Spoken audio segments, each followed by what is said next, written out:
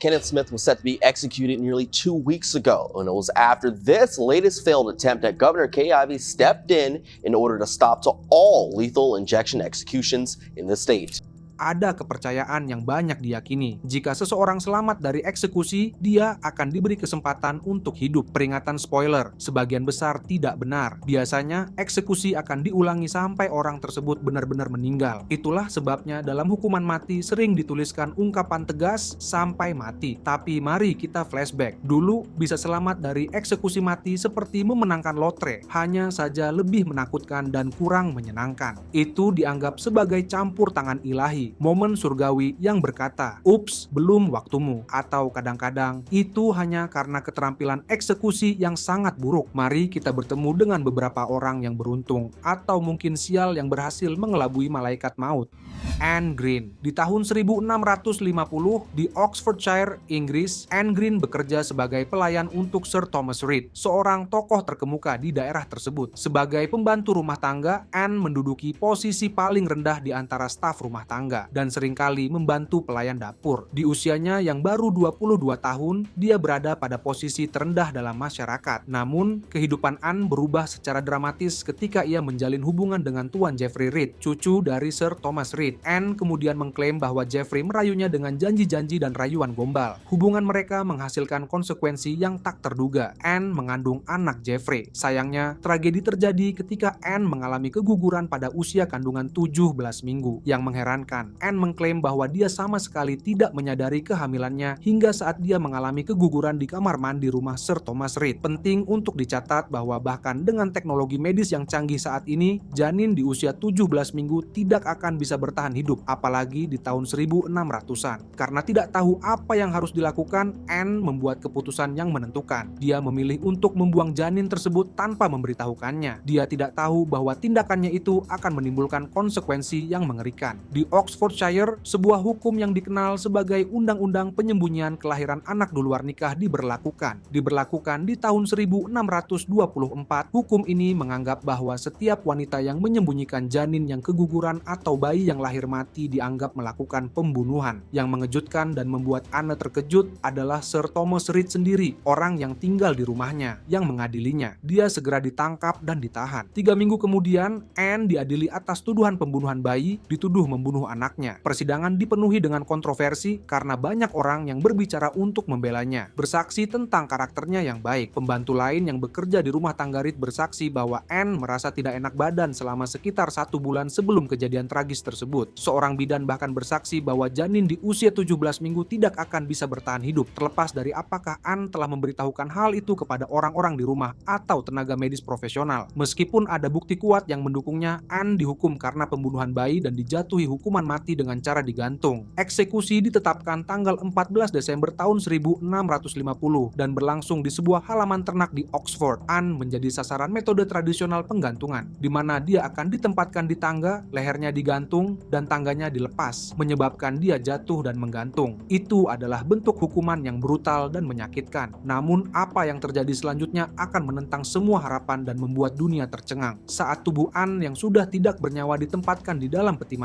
mati tersebut dipercayakan kepada 2 orang yang ditugaskan untuk menyelesaikan pembedahan mayatnya, Dr. William Petty dan Dr. Thomas Willis. Keesokan harinya, ketika Dr. Petty dan Dr. Willis membuka peti mati Anne, mereka terkejut ketika menemukan bahwa dia masih bernapas dengan lemah. Suara berderak keluar dari tenggorokannya menunjukkan tanda-tanda kehidupan. Itu adalah momen yang menentang semua logika dan membuat para dokter terkesima. Mereka segera membatalkan rencana pembedahan dan langsung bertindak, bertekad untuk menyelamatkan nyawa Anne. Langkah-langkah yang mereka ambil untuk menghidupkannya kembali mungkin tampak kuno menurut standar saat ini, tetapi itu didasarkan pada pengetahuan medis yang terbatas pada saat itu. Pertama, mereka membuka paksa rahang Anne dan menuangkan minuman keras panas atau obat yang rasanya manis ke dalam tenggorokannya. Hal ini menyebabkan Anne mulai batuk-batuk, sebuah tanda bahwa tubuhnya merespons. Selanjutnya, mereka menggosok bagian ujung tubuhnya dengan kuat yang bertujuan untuk memulihkan aliran darah. Anda tahu, ketika aliran darah terganggu, bagian ujung tubuh adalah yang pertama kali menderita. Dengan merangsang sirkulasi, mereka berharap dapat menghidupkan kembali anggota tubuh Anne. Dalam upaya putus asa untuk membangunkannya, mereka menggelitik bagian belakang tenggorokan Anne dengan bulu, yang membuat mereka takjub. Matanya sejenak membuka secercah kesadaran di tengah kegelapan. Tetapi mereka tidak berhenti di situ. Dalam sebuah praktik yang mungkin tampak aneh bagi kita saat ini, mereka melakukan pengeluaran darah. Mereka menusuk salah satu pembuluh darah Anne dan mengeluarkan sekitar 5 ons darah. Pada masa itu ada kepercayaan umum bahwa mengeluarkan darah dapat mengembalikan keseimbangan dan vitalitas tubuh. Untuk membantu pemulihannya lebih lanjut, perban kompresi dipasang pada lengan dan kaki Anne. Teknik ini bertujuan untuk mengalirkan kembali darah yang terkumpul dan membeku di ujung tubuh ke bagian inti tubuh sehingga meningkatkan sirkulasi dan kehangatan. Plester pemanas kemudian diaplikasikan pada dada Anne, sebuah metode untuk menghangatkan tubuhnya dan mendorong aliran darah. Plester ini yang diresapi dengan zat penghasil panas diyakini memiliki efek terapeutik. Dalam sebuah langkah yang agak tidak konvensional, sebuah enema asap tembakau diberikan kepada Anne. Meskipun mungkin terdengar aneh bagi kita, penduduk asli di Amerika Utara juga menggunakan praktik ini. Kepercayaan mereka adalah bahwa asap tembakau akan menghangatkan perut dan merangsang gerakan dalam tubuh. Tapi para dokter tidak berhenti sampai di situ. Mereka menempatkan Anne di tempat tidur dengan wanita lain yang memeluk dan mengusapnya sepanjang malam. Tindakan intim dari hubungan antar manusia ini bertujuan untuk memberikan kehangatan dan menjaga aliran darah, sebuah bukti dari kekuatan kasih sayang dalam penyembuhan. Setelah 12 jam melakukan upaya yang luar biasa ini, Anne mulai berbicara. Setelah 24 jam, dia mulai menjawab pertanyaan. Itu adalah kebangkitan yang ajaib melawan semua ekspektasi. Ingatan dan fungsi otaknya tampak normal, kecuali amnesia jangka pendek mengenai periode antara saat dia turun dari tangga hingga sadar kembali. Setelah 4 hari, Anne mulai makan makanan padat lagi, meskipun pada awalnya sulit untuk menelan karena cedera lehernya. Pemulihannya sungguh luar biasa, dan secara bertahap dia mendapatkan kembali kekuatan dan vitalitasnya. Selama pemulihan Anne, para hakim perdamaian Oxford mengambil keputusan yang luar biasa. Mereka percaya bahwa tangan Tuhan telah turun tangan untuk menyelamatkan Anne Green dari eksekusi. Karena takut akan pembalasan ilahi, mereka meminta Anne diampuni atas kejahatannya. Perlu dicatat bahwa Sir Thomas Reed, orang yang mengadili Anne dan yang rumahnya ditinggali Anne, meninggal dunia hanya 3 hari setelah eksekusinya. Tanpa ada yang menolak pengampunannya, Anne mendapatkan kebebasannya. Ketika Anne keluar dari bayang-bayang kematian, banyak orang yang tertarik dengan kisahnya. Banyak yang ingin melihat wanita yang telah menentang rintangan dan selamat dari eksekusinya sendiri. Ayahnya, yang menyadari ketertarikan publik, memungut biaya bagi mereka yang ingin melihat keajaiban hidup ini. Namun, ia menggunakan uang tersebut untuk membayar tagihan medis dan biaya hukum Anne, memastikan kesehatannya. Setelah sekitar 1 bulan pemulihan, Anne membuat keputusan yang mengubah hidupnya. Dia memilih untuk meninggalkan peristiwa-peristiwa kelam di masa lalunya dan pergi tinggal bersama teman-temannya di pedesaan. Tetapi inilah bagian yang membawa kejutan tak terduga. Anne memutuskan untuk menyimpan peti matinya. Peti mati yang digunakannya saat dia dimakamkan setelah eksekusinya. Peti mati itu menjadi kenang-kenangan yang kelam, simbol perlawanan Anne terhadap kematian. Di rumah barunya di negara itu, Anne memulai hidup baru. Dia memulai babak baru dalam hidupnya, meninggalkan trauma dan stigma masa lalunya. Seiring berjalannya waktu, dia menemukan cinta dan menikah. Anne kemudian memiliki 3 orang anak, merasakan kebahagiaan menjadi seorang ibu yang dulu pernah ditolaknya. Hebatnya, Anne Green hidup selama 15 tahun setelah kebangkitannya yang ajaib. Dia menentang segala rintangan, membuktikan bahwa semangat manusia dapat mengatasi keadaan yang paling gelap sekalipun. Kelangsungan hidup Anne tidak hanya menarik perhatian publik, tetapi juga ketenaran bagi 2 dokter yang telah dipercayakan untuk melakukan pembedahan mayatnya. William Petty dan Dr. Thomas Willis menjadi tokoh terkenal di bidang sains, filsafat, dan psikologi. Alva Campbell. Alva Campbell adalah nama yang identik dengan kegelapan dan kekerasan. Namun, untuk benar-benar memahami pria di balik nama tersebut, kita harus menyelidiki masa lalunya yang penuh masalah. Lahir tanggal 30 April tahun 1948, Alva Earl Campbell Jr. memasuki dunia yang penuh dengan rasa sakit dan keputusasaan. Alva Campbell adalah salah satu dari 6 bersaudara yang tumbuh dalam rumah tangga yang diliputi pelecehan dan ketidakharmonisan. Ayahnya, seorang pria yang dikuasai oleh masalah pribadinya, melakukan tindakan keji, termasuk pemerkosaan terhadap salah satu saudara perempuan Campbell. Sementara itu, ibunya yang turut terlibat dalam eksploitasi putri-putrinya, menukar kepolosan mereka dengan uang dan alkohol. Antara tahun 1959 dan 1965, kehidupan Campbell berubah drastis. Ditempatkan di 2 fasilitas perawatan di Pennsylvania, ia mengalami mengalami serangkaian penempatan di 9 pusat perhatian dan 2 panti asuhan. Gangguan yang terus-menerus ini hanya menambah kekacauan dan ketidakstabilan yang dihadapinya. Tapi gambaran lengkap dari masa kecil Campbell yang penuh masalah baru terlihat jelas ketika dia dan saudara-saudarinya akhirnya dipisahkan dari ibunya. Itu adalah hari yang terukir selamanya dalam ingatan mereka. Lapar dan putus asa, anak-anak itu memasuki sebuah bar, mengemis makanan. Itu adalah teriakan minta tolong, permohonan agar seseorang menyelamatkan mereka dari mimpi buruk yang telah mereka alami terlalu lama. Awal mula Campbell berurusan dengan hukum mulai muncul ke permukaan, meninggalkan jejak perampokan bersenjata, pencurian besar-besaran, dan bahkan penembakan dengan maksud untuk membunuh. Departemen Rehabilitasi dan Pemasyarakatan Ohio mendokumentasikan 3 tuduhan perampokan bersenjata, 1 pencurian besar, dan 1 penembakan dengan maksud untuk membunuh. Tuduhan-tuduhan ini berasal dari 3 wilayah yang berbeda, melukiskan gambaran seorang pemuda yang lepas kendali. Di bulan Juni tahun 1968, saat berusia 20 tahun, Campbell dijatuhi hukuman penjara yang tidak disebutkan. Namun, ini hanyalah awal dari perjalanan kriminalnya. Di bulan November tahun 1972, dia dihukum karena pembunuhan seorang pria dewasa dalam sebuah perampokan. Jaksa penuntut wilayah Franklin, Ron O'Brien, kemudian menyebut Campbell sebagai anak poster untuk hukuman mati. Kehidupan Campbell telah menjadi kisah tragis tentang kekerasan dan keputusasaan. Namun, tanggal 2 April tahun 1997, namanya kembali menjadi sorotan saat dia merencanakan aksi melarikan diri yang nekat yang akan menyebabkan lebih banyak pertumpahan darah. Berpura-pura lumpuh dan tertahan di kursi roda, Campbell dibawa ke pengadilan atas tuduhan perampokan berat. Tapi dia punya rencana yang akan mengubah jalan hidupnya dan kehidupan seorang pemuda tak berdosa selamanya. Setibanya di gedung pengadilan, Campbell mengambil kesempatan. Mengalahkan wakil sheriff yang bertanggung jawab atas pengangkutannya, dia mencuri pistolnya dan melarikan diri. Itu adalah upaya putus asa untuk mendapatkan kebebasan yang dipicu oleh rasa sakit dan kemarahan seumur hidupnya. Selama pelariannya selama 3 jam, Campbell membajak Charles Dials yang berusia 18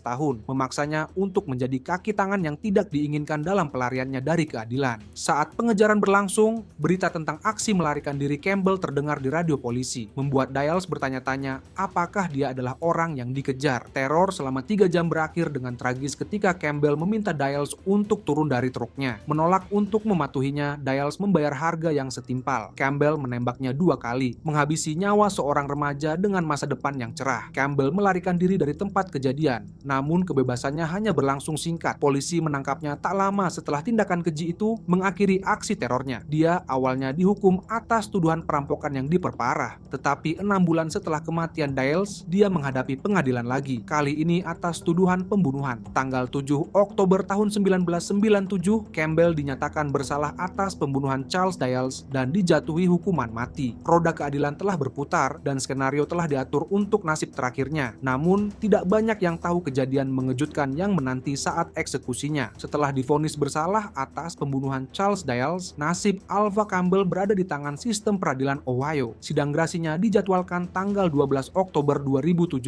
ketika tim hukumnya berjuang untuk menghindarkannya dari hukuman mati. Namun, upaya mereka terbukti sia-sia. Tanggal 20 Oktober 2017, Dewan Pembebasan bersyarat kembali dengan suara bulat menolak grasi untuk Campbell. Hitung mundur menuju eksekusi yang dijadwalkan tanggal 15 November 2017 pun dimulai. Pagi hari tanggal 15 November 2012 dipenuhi dengan antisipasi dan ketegangan. Ketika jam berdetak mendekati waktu eksekusi yang ditentukan pukul 10 pagi, anggota staf memeriksa lengan dan kaki Campbell untuk terakhir kalinya, mencari urat nadi yang masih ada. Eksekusi telah ditunda selama hampir 1 jam, meningkatkan kecemasan di dalam ruang kematian. Sementara itu, di luar tembok penjara, sekelompok pengunjuk rasa berkumpul, suara mereka bergema di udara. Di antara mereka ada Abraham Bonowitz, seorang organisator veteran dari Ohioans to Stop Executions dan kepala kelompok baru Death Penalty Action. Dia membawa sebuah lonceng besar buatan sendiri yang terbuat dari tabung gas yang sudah tidak terpakai. Suara lonceng itu dirancang untuk mengejutkan, sebuah simbol protes terhadap hukuman mati. Lonceng tersebut telah terdengar di dalam penjara setelah eksekusi terakhir di Lucasville. Tepat sebelum jam 11 pagi, kabar menyebar di antara para pengunjuk rasa bahwa para saksi mata digiring ke ruang eksekusi. Eksekusi akan segera dimulai. Namun, eksekusi tidak berjalan sesuai rencana. Ketika para algojo bersiap untuk memberikan obat yang mematikan, mereka menghadapi masalah besar. Masalah kesehatan Campbell membuat pembuluh darahnya sulit dijangkau, sehingga tidak memungkinkan untuk memasukkan infuse. Eksekusi dibatalkan dan Gubernur John Kasich memberikan penangguhan hukuman kepada Campbell. Eksekusi Alva Campbell yang gagal bukanlah insiden yang terisolasi. Faktanya, ini adalah ketiga kalinya seseorang selamat dari eksekusi mati di Amerika Serikat sejak tahun 1946.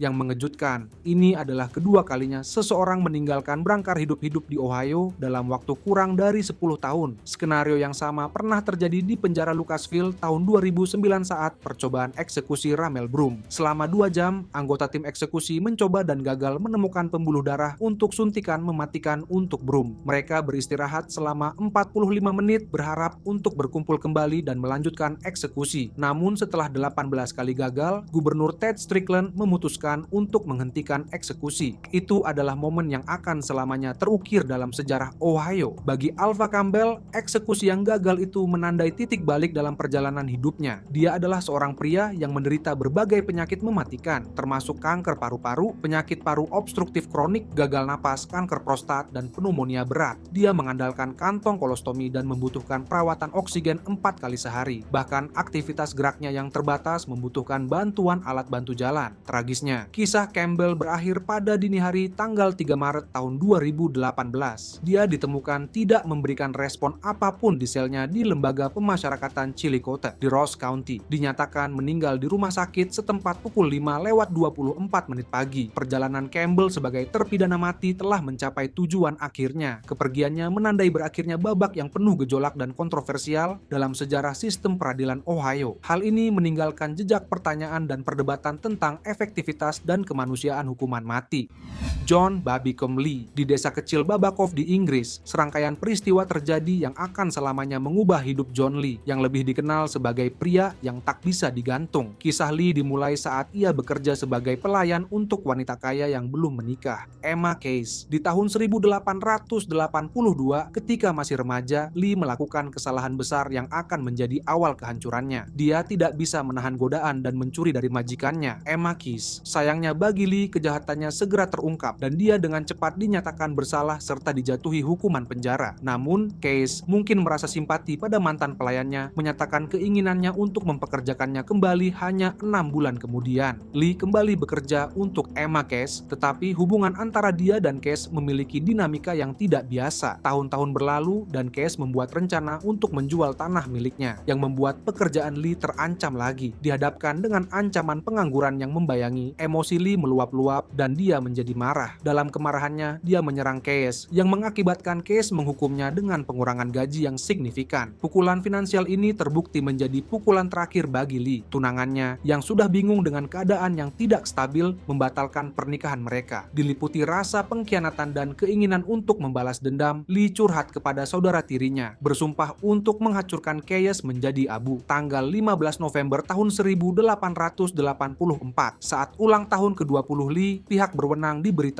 tentang kejadian yang mengerikan. Rumah Case dilalap api, dan setibanya di sana, mereka menemukan hal yang mengerikan. Tubuh Case yang sudah tidak bernyawa ditemukan dalam keadaan hampir terpenggal dan sebagian terbakar. Itu adalah TKP yang indikasinya dalam upaya untuk menghilangkan bukti apapun. John Lee, terlepas dari keadaan yang mengejutkan itu, tetap tabah dan tenang selama persidangan. Dia berulang kali mengungkapkan kepercayaannya yang tak tergoyahkan kepada Tuhan, dengan teguh meyakini bahwa dia tidak bersalah. Namun, tanggal 23 Februari tahun 1885, Lee berdiri di tiang gantungan penjara Exeter dengan jerat di lehernya. Saat tuas ditarik, kerumunan orang menahan napas. Tetapi yang mengherankan, pintu jebakan gagal terbuka. Lee dilepaskan dari jerat dan sebuah tes dilakukan pada pintu jebakan, yang terbukti berhasil. Pihak berwenang yang bertekad untuk melaksanakan eksekusi memposisikan Lee sekali lagi. Namun, pintu jebakan itu gagal terbuka untuk kedua kalinya. Tidak terpengaruh, para pejabat mengulangi seluruh proses, berharap untuk hasil yang berbeda. Namun, di luar dugaan mereka, pintu jebakan gagal terbuka untuk ketiga kalinya. Bisikan-bisikan campur tangan ilahi berhembus di udara, dan para pejabat menganggapnya melanggar hukum untuk melakukan eksekusi yang keempat kalinya. Tanggung jawab untuk memutuskan apa yang harus dilakukan terhadap pria yang telah digantung 3 kali itu jatuh ke tangan Menteri Dalam Negeri Inggris, Sir William Harcourt. Menyadari situasi yang luar biasa dan sentimen publik seputar kasus Lee, Harcourt meringankan hukuman matinya menjadi hukuman penjara seumur hidup dengan rekomendasi agar dia tidak pernah dibebaskan. Maka orang-orang mulai memperjuangkan untuk pembebasan Lee, percaya bahwa dia telah diselamatkan oleh oleh kekuatan yang lebih tinggi atau telah cukup menderita. Perhatian yang diberikan pada kasusnya mengarah pada penemuan bukti-bukti lemah yang mendukung kesalahannya. Lee tidak pernah diberi kesempatan untuk berbicara dalam pembelaannya sendiri, dan kasus yang menimpanya sebagian besar tidak terbukti. Setelah 22 tahun sejak eksekusi yang gagal, John Lee akhirnya dibebaskan dari penjara di tahun 1907. Pembebasannya dari penjara menandai titik balik dalam hidupnya saat dia melangkah keluar ke dunia yang telah berubah secara signifikan sejak penahanannya. Memanfaatkan ketenaran yang baru didapatkannya, Lee tidak membuang waktu untuk membagikan kisahnya kepada dunia. Dia menulis sebuah autobiografi yang mencatat pengalamannya selama di penjara dan peristiwa-peristiwa yang membuatnya selamat dari hukuman mati. Buku ini menjadi sensasi, menarik para pembaca dengan kisahnya yang mencengangkan tentang campur tangan ilahi. Melengkapi perannya sebagai figur publik, Lee memulai tur keliling negara, memukau penonton dengan kisah-kisah langsung tentang kehidupan di sel hukuman mati. Orang-orang berbondong-bondong datang untuk mendengar cerita dari pria yang berhasil lolos dari tiang gantungan, penasaran untuk melihat sosok yang penuh teka-teki itu. Namun, seiring berjalannya waktu, pusat perhatian mulai kehilangan daya tariknya bagi Lee. Di tahun 1911, dia menghilang secara tiba-tiba dan misterius dari Inggris, meninggalkan seorang istri dan 2 anak perempuan yang harus mengurus diri mereka sendiri di sebuah rumah penampungan. Alasan dibalik kepergiannya tetap menjadi misteri, menambah lapisan intrik pada kisahnya yang sudah memikat. Belakangan diketahui bahwa John Lee telah beremigrasi ke Amerika, di mana dia memulai babak baru dalam hidupnya. Di negeri yang penuh peluang ini, dia membangun sebuah keluarga baru dan berusaha meninggalkan masa lalunya yang penuh masalah. Namun, citra sebagai pria yang tak bisa digantung terus melekat padanya. Sementara kisahnya terus memikat imajinasi orang-orang di seluruh dunia. Selama bertahun-tahun, kisah luar biasa John Lee telah diabadikan dalam berbagai bentuk media. Kisahnya telah digambarkan dalam film, acara televisi, dan bahkan opera rock rakyat, memastikan bahwa namanya dan peristiwa seputar kehidupannya serta dugaan kejahatannya tetap terukir dalam sejarah. Lebih dari seabad telah berlalu sejak pembunuhan mengerikan Emma Kist, dan pertanyaan apakah John Lee benar-benar bertanggung jawab atas kematiannya masih terus berlanjut. Beberapa orang percaya bahwa dia diselamatkan oleh campur tangan ilahi, sementara yang lain berpendapat bahwa bukti-bukti yang memberatkannya lemah dan tidak langsung.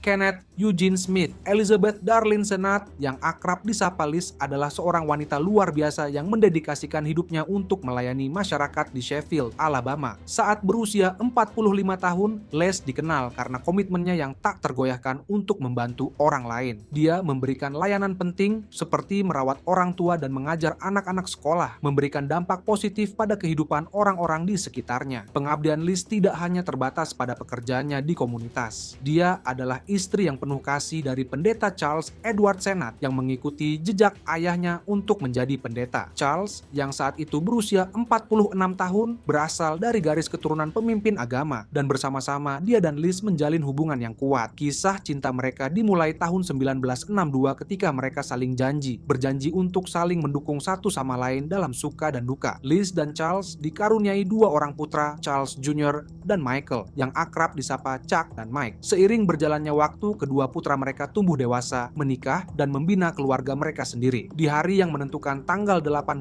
Maret tahun 1988, dunia keluarga Sennett terbalik. Charles telah menghabiskan pagi hari untuk menjalankan tugasnya sebagai pendeta di gereja setempat. Ketika kembali ke rumah beberapa jam kemudian, dia disambut dengan pemandangan yang mengerikan. Istri tercintanya, Liz, terbaring dalam genangan darah di lantai ruang tamu. Dia nyaris tidak bisa bertahan hidup. Dalam keputusasaan berpacu dengan waktu, Charles segera memanggil para medis, berharap mereka bisa menyelamatkan Liz. Namun, terlepas dari upaya terbaik mereka, Liz secara tragis menyerah pada luka-lukanya di rumah sakit Helen Keller di Sheffield. Kepergian Liz membuat semua orang sangat terpukul dan mencari jawaban. Otopsi dan penyelidikan selanjutnya mengungkapkan sifat brutal dan tidak masuk akal dari pembunuhan Liz. Dia dipukuli tanpa ampun dengan pipa galvanis dan ditikam berkali-kali di dada, leher, wajah, dan kepala. Para detektif bingung dengan kebrutalan serangan tersebut karena Liz sangat dicintai dan dihormati. Fokus awal penyelidikan secara alami beralih ke Charles, seperti yang sering terjadi dalam kejahatan semacam itu. Namun, para penyelidik segera menemukan bahwa Charles memiliki alibi yang kuat. Saksi dari gereja mengkonfirmasi bahwa dia telah hadir di sana sepanjang pagi, sehingga tidak mungkin dia berada di rumah ketika Liz diserang secara brutal. Namun, seiring dengan semakin dalamnya penyelidikan, sebuah pengungkapan yang mengejutkan muncul. Seorang anggota jemaat gereja mengungkapkan sebuah pernyataan yang mengejutkan. Charles Sennett terlibat terlibat dalam perselingkuhan dengan seorang wanita bernama Doris Tidwell yang juga hadir di gereja tersebut. Pengungkapan ini membuka jalur penyelidikan baru bagi para penyelidik. Berbagai upaya dilakukan untuk mewawancarai Doris Tidwell, tetapi ia dengan cepat meminta bantuan hukum, sehingga para penyelidik memiliki lebih banyak pertanyaan daripada jawaban. Namun, selama penyelidikan mereka menemukan fakta lain yang mengganggu. Charles baru-baru ini meminjam sejumlah besar uang $3.000 dari Doris. Dia mengklaim bahwa uang itu untuk membayar pinjaman bank, tetapi waktu dan jumlahnya menimbulkan kecurigaan. Menambah tumpukan bukti yang memberatkan Charles, pihak berwenang menemukan bahwa dia telah mengambil polis asuransi jiwa yang cukup besar untuk Liz. Pengungkapan ini menunjukkan kemungkinan motif pembunuhan Liz, karena Charles akan mendapatkan pembayaran finansial yang besar jika Liz meninggal dunia. Tepat ketika penyelidikan tampaknya menemui jalan buntu, sebuah pengungkapan besar terungkap. Seorang penelepon anonim menghubungi polisi, menanyakan tentang hadiah untuk informasi yang mengarah pada penangkapan mereka yang bertanggung jawab atas pembunuhan Liz. Yakin bahwa hadiahnya masih tersedia, si penelepon melanjutkan dengan memberikan informasi rinci yang hanya diketahui oleh seseorang yang terlibat langsung dalam kejahatan tersebut. Si penelepon menyampaikan sebuah kebenaran yang mengejutkan. 3 orang telah disewa untuk membunuh Liz, dan suaminya, Charles, adalah dalang di balik rencana jahat tersebut. Penelepon tersebut memberikan nama dan alamat para pelaku, menceritakan kendaraan mereka, dan bahkan mengungkapkan jumlah uang yang diterima masing-masing. $1.000 untuk setiap pembunuh bayaran, dengan total $3.000 yang sama dengan yang dipinjam Charles dari Doris. Selain itu, penelepon tersebut mengekspos detail spesifik tentang pembunuhan yang belum diberitakan di media, memperkuat kredibilitas mereka. Dilengkapi dengan informasi baru ini, polisi dengan cepat bergerak untuk menangkap ketiga pria yang terlibat. Charles Sennett, meskipun mengalami kesulitan keuangan, memiliki properti lain yang ia sewakan kepada seorang pria bernama Billy Gray Williams. Williams adalah orang pertama yang ditangkap, diikuti oleh John Forrest Parker dan Kenneth Eugene Smith, 2 teman SMA Williams. Selama penyelidikan, VCR dan stereo yang dicuri dari kediaman Sennett ditemukan dari rumah para pelaku. Ketiga orang tersebut akhirnya mengakui keterlibatan mereka, mengkonfirmasi tuduhan si penelepon dan menjelaskan detail kejahatan yang mengerikan. Menurut pengakuan Kenneth Smith, dia dan Parker pergi ke rumah keluarga Sennett dengan berpura-pura bahwa Charles yang menyuruh mereka untuk memeriksa properti tersebut. Tanpa curiga, Liz awalnya meraih telepon, mungkin untuk menelepon suaminya yang sedang di gereja, sebelum kembali dan membiarkan mereka masuk. Namun, setelah berada di dalam rumah, mereka menyerangnya dengan kejam, membuatnya terluka parah. Untuk membuatnya tampak seperti perampokan, para penyerang mengambil VCR dan stereo, seperti yang diinstruksikan oleh Charles. Smith juga mengungkapkan bahwa Parker membuang senjata pembunuh, pisau, dan pipa logam galvanis di kolam terdekat yang kemudian ditemukan oleh pihak berwenang. Ketika polisi semakin dekat dengan Charles, dia mengunjungi salah satu rumah putranya tanggal 25 Maret tahun 1988 untuk mengadakan pertemuan keluarga. Merasa bahwa terlalu banyak orang yang berbicara dan keterlibatannya semakin jelas, Charles membuat pengakuan yang mengejutkan kepada keluarganya. Dia mengungkapkan perselingkuhannya dengan Doris Tidwell, seorang wanita dari gereja, dan mengungkapkan ketidakbahagiaannya dalam pernikahannya dengan Liz. Namun, dia tidak pernah secara eksplisit mengakui menyewa pembunuh bayaran untuk membunuh istrinya. Tak lama setelah pengakuan tersebut, Charles pergi ke halaman belakang rumah putranya, di mana dia secara tragis bunuh diri dengan tembakan di dada. Dalam proses hukum selanjutnya, baik Kenneth Smith dan John Parker dinyatakan bersalah dan dijatuhi hukuman mati. Eksekusi Parker dengan suntikan mematikan dilakukan tanggal 10 Juni tahun 2010 setelah menghabiskan 21 tahun dalam hukuman mati. Namun, vonis awal Smith dibatalkan di tingkat banding di tahun 1992 karena bias rasial yang ditunjukkan oleh jaksa penuntut selama pemilihan juri. Smith kembali diadili di tahun 1996 dan meskipun juri memberikan suara 11-1 untuk mendukung hukuman seumur hidup tanpa pembebasan bersyarat, hakim tidak setuju dan menjatuhkan hukuman mati untuk kedua kalinya. Keputusan ini menyoroti praktik kontroversial di Alabama pada saat itu, di mana hakim memiliki wewenang untuk mengesampingkan rekomendasi juri. Namun, perlu dicatat bahwa praktik ini diubah tahun 2017 dengan memberikan kebijaksanaan akhir untuk hidup atau mati hanya kepada juri. Bulan November tahun 2022, Alabama mencoba tetapi gagal mengeksekusi Mr. Smith karena mereka tidak dapat memasukkan infus dengan benar untuk suntikan mematikan. mematikan. Baru-baru ini, Mahkamah Agung Negara Bagian dengan suara 6-2 menyetujui permintaan Jaksa Agung untuk menjadwalkan eksekusi lain. Akibatnya, Gubernur Aeve telah merencanakan tanggal eksekusi yang baru yang akan dilakukan dalam waktu 32